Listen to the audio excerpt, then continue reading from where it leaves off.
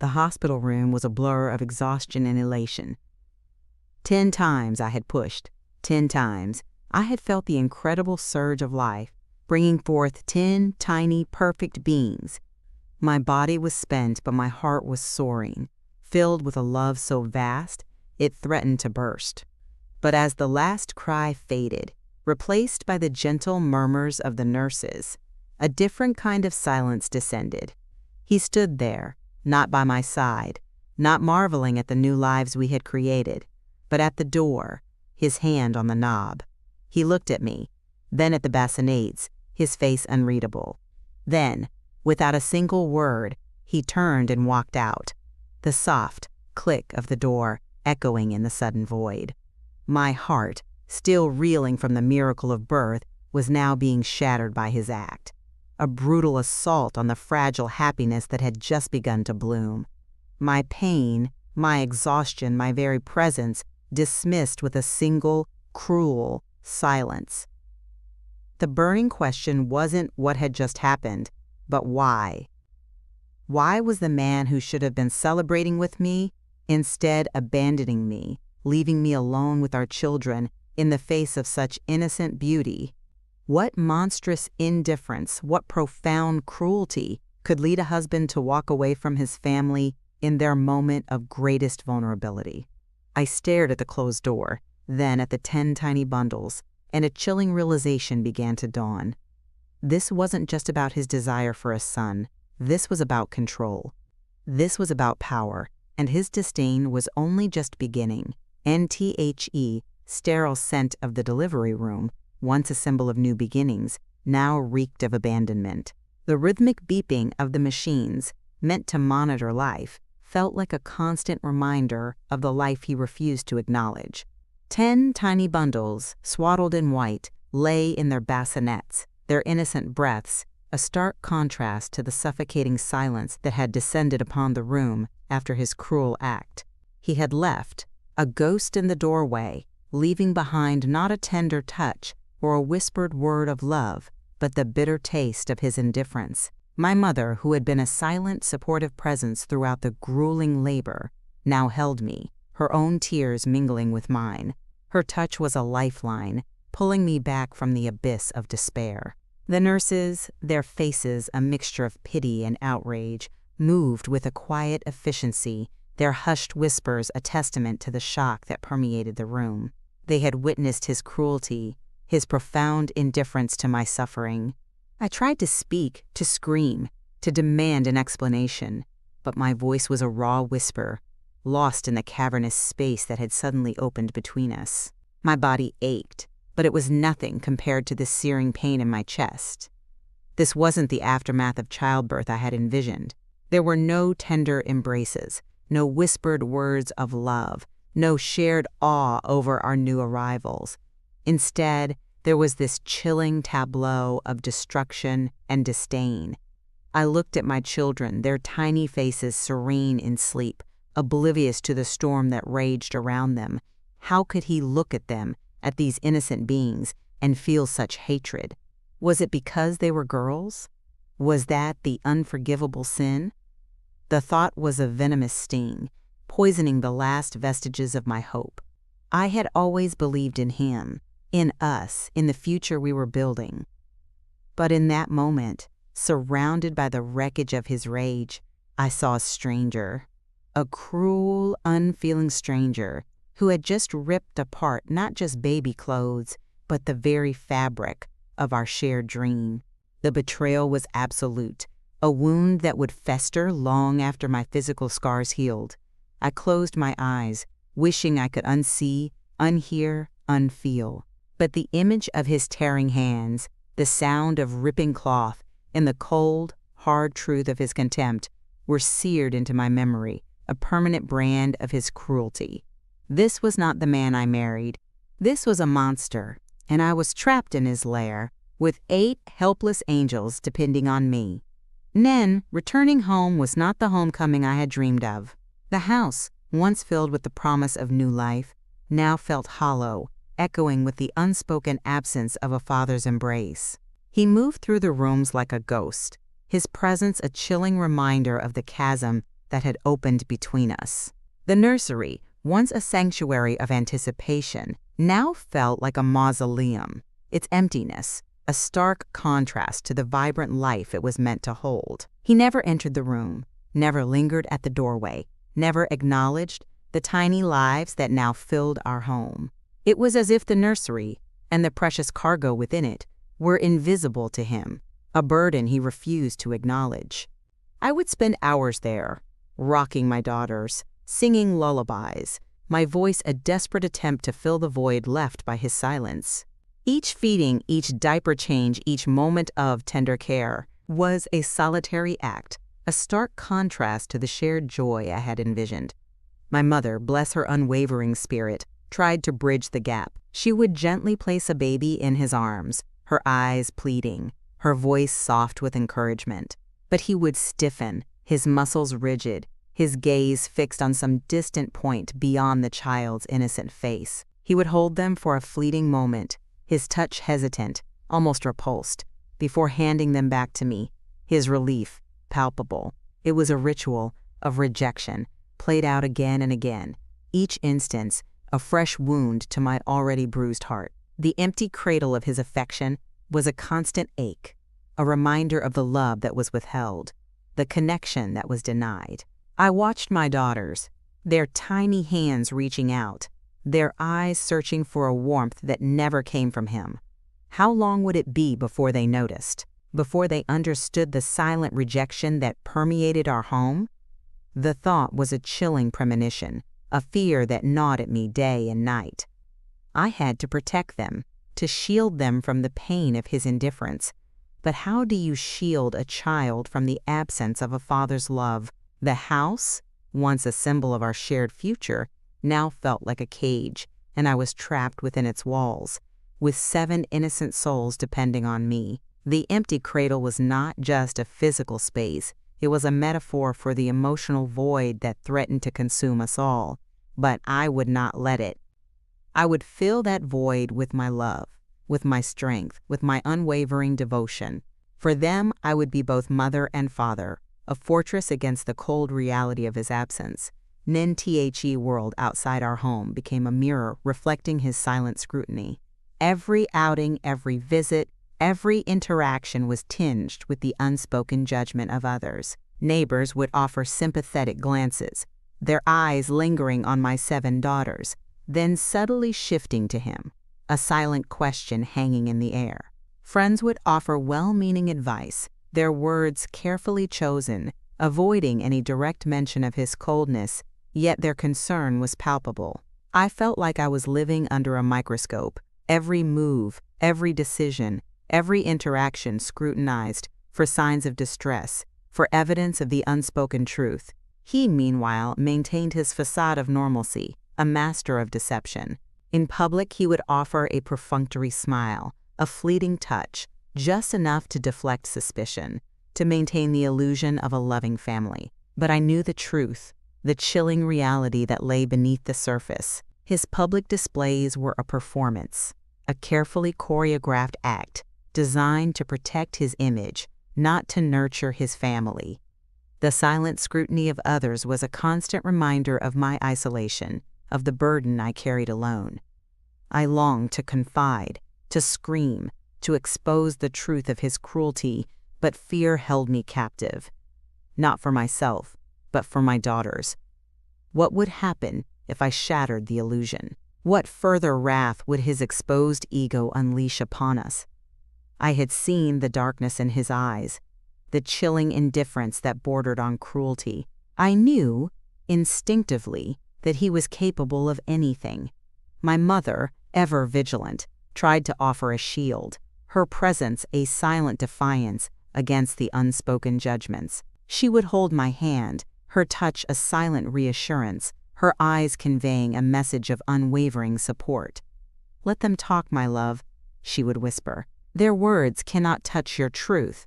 But their words, their glances, their silent scrutiny, chipped away at my resolve, eroding my confidence, making me question my own sanity. Was I overreacting? Was I imagining his coldness? No.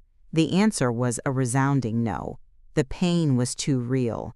the void too vast. The silent scrutiny was a constant pressure, a weight that threatened to crush me. But as I looked at my daughters, their innocent faces trusting, their eyes filled with an unshakable love, I found a renewed strength. I would not let their judgments define me, nor would I let his cruelty break me. I would endure for them. And in my endurance, I would find my own quiet rebellion against the silent scrutiny of the world. NNTHE silent scrutiny, once a source of shame, slowly began to transform into a catalyst for rebellion. The whispers of concern from friends and family, once a painful reminder of my isolation, now became seeds of defiance, germinating in the fertile ground of my growing anger. I started to notice the subtle acts of kindness, the quiet gestures of support that had always been there, but which I had been too consumed by my own pain to fully appreciate. A neighbor offering to babysit, a friend bringing over a home-cooked meal, a relative sending a thoughtful gift for the girls. Each act was a small affirmation, a reminder that I was not alone, that there were people who saw my struggle and cared. My mother, ever the strategist, began to subtly plant ideas, to gently push me towards action, and tried to discredit me, to paint me as a bitter, vengeful woman. He twisted my words, questioned my motives, tried to undermine my credibility. But I held firm, my gaze unwavering, my truth undeniable. The judge listened intently, her expression unreadable, but I could feel the weight of her consideration, the gravity of her decision. The hours dragged on, each moment a test of endurance, a battle of wills. But through it all, I held onto the image of my daughters, their faces a constant reminder of what I was fighting for. The verdict, when it finally came, was not just a legal pronouncement, it was a verdict of the heart. He was found guilty, not just in the eyes of the law, but in the eyes of humanity. His lies were shattered, his cruelty exposed, his indifference laid bare for all to see. The reckoning was complete, and for the first time in a long time, I could breathe freely, the suffocating weight lifted from my chest. The battle was won, but the war for healing had just begun. And I knew with a certainty that transcended all doubt that my daughters and I would emerge from this stronger, more resilient, and ultimately free. An NTHE courtroom doors closed behind me, and the sunlight, once a distant memory, now felt like a warm embrace. The verdict had been delivered, a resounding affirmation of justice, a declaration of my freedom. He was gone from my life, his shadow banished, his power over me shattered. The relief was immense, a physical lightness that made me feel as if I could float. But it wasn't just relief, it was a profound sense of peace, a quiet joy that settled deep within my soul. My mother was there, her arms open, her eyes brimming with tears of pride and love. We embraced, a silent communion of shared struggle and hard-won victory. The journey had been long and arduous, filled with pain, fear, and uncertainty.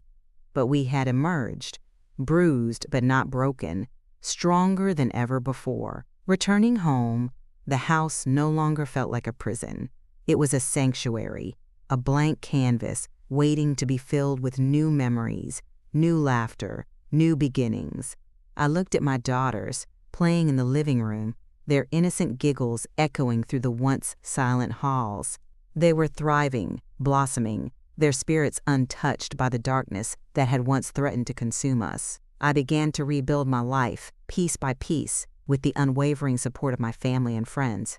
I found a new job, enrolled in classes, and started to rediscover the woman I had been before the storm. The scars remained, a testament to the battles I had fought, but they no longer defined me.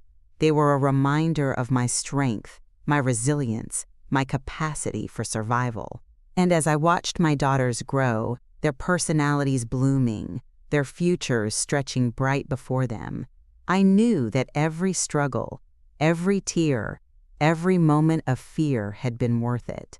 Justice had found its way, not just in the courtroom, but in the quiet triumph of our everyday lives. We were free, we were safe, and we were loved. The embrace of a new dawn had arrived, and it was more beautiful than I could have ever imagined. My story was not one of victimhood, but of victory, a testament to the enduring power of love, resilience, and the unwavering pursuit of justice. And as I held my daughters close, I knew that our future, unburdened by the past, was finally ours to write. And then she spoke of my rights, of the girls' rights, of the injustice of his behavior. She introduced me to stories of other women who had overcome similar struggles, their resilience, a beacon of hope in my own darkness. I started to read, to research, to educate myself about legal options, about support networks, about ways to reclaim my life. The fear was still there, a constant companion, but it was now tempered by a growing sense of empowerment. I began to see the cracks in his carefully constructed facade, the subtle signs of his insecurity, his fear of exposure. He thrived on control, on my silence, on my fear. But with each seed of rebellion that took root within me, his grip began to loosen, his power to wane. I started to speak up, subtly at first, then with increasing confidence. I would challenge his dismissive remarks, question his arbitrary rules, assert my own needs and the needs of my daughters. The change was imperceptible to him at first, a slow burn that he dismissed as postpartum hormones.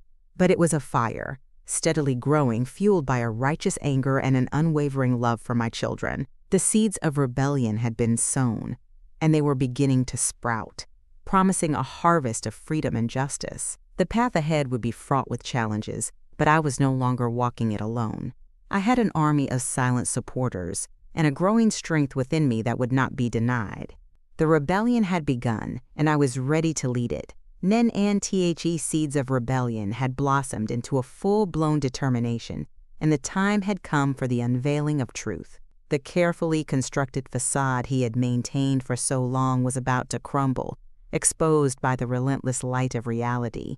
I had meticulously documented everything, every cruel word, every dismissive glance, every act of neglect. My mother, my unwavering ally, had helped me gather evidence, compiling a dossier of his indifference that was both heartbreaking and damning.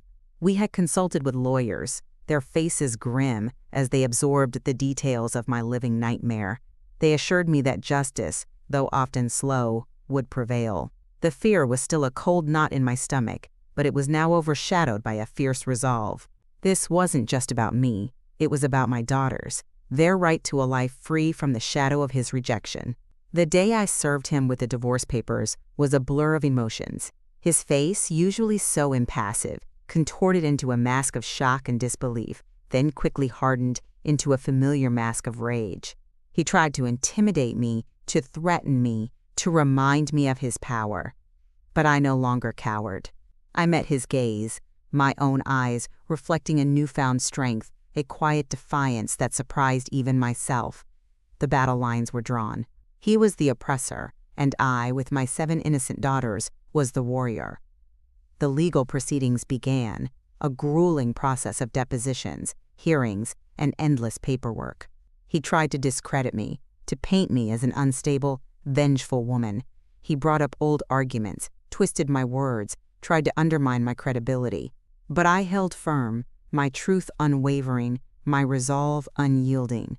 Each painful memory I recounted, each piece of evidence presented, was a step closer to freedom, a step closer to a new beginning for my daughters and me. The unveiling of truth was not just about exposing his cruelty. It was about reclaiming my voice, my dignity, my right to a life filled with love and respect. The storm was raging, but I was no longer a helpless victim. I was a force to be reckoned with, armed with the truth and an unwavering love for my children. And I knew, with every fiber of my being, that I would emerge from this stronger, more resilient, and ultimately free The courtroom, a sterile arena of legal battles, became the stage for the verdict of the heart. He sat across from me, his face a carefully constructed mask of injured innocence, his eyes darting around, seeking validation, sympathy. But the truth, once unveiled, cast a long shadow over his carefully crafted lies. My lawyer, a beacon of unwavering resolve, presented our case with a quiet power that resonated through the room. She laid bare his chilling indifference, his profound rejection of his own daughters, his systematic emotional abuse. The testimony of my mother, my friends, and even some of his own relatives painted a damning picture of a man devoid of empathy, consumed by his own selfish desires. I testified, my voice clear and steady, recounting the painful details of his refusal to acknowledge his children, his refusal to carry them, his refusal to love them. I spoke of the silent suffering, the unseen burden, the empty cradle of his affection. My words were not filled with anger, but with a quiet sorrow, a profound disappointment that resonated with the judge, a woman whose eyes held a deep understanding. His lawyer, a slick, condescending man, an